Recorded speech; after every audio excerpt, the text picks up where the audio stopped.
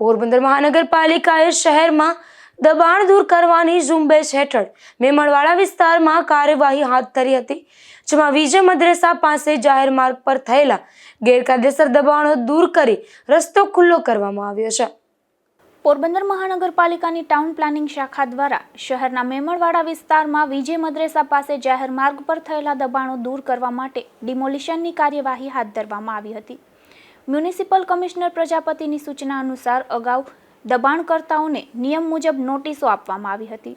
જો કે નોટિસ બાદ પણ સ્વેચ્છાએ દબાણ દૂર કરવામાં ન આવતા મહાનગરપાલિકા દ્વારા કાયદેસરની કાર્યવાહી કરવામાં આવી હતી।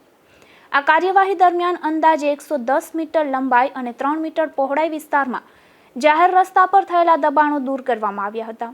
દુકાનોના આગળના ભાગ, વંડા અને બાથરૂમ સહિતના ગેરકાયદેસર બાંધકામો તોડી જાહેર માર્ગ ખુલ્લો કરવામાં આવ્યો હતો।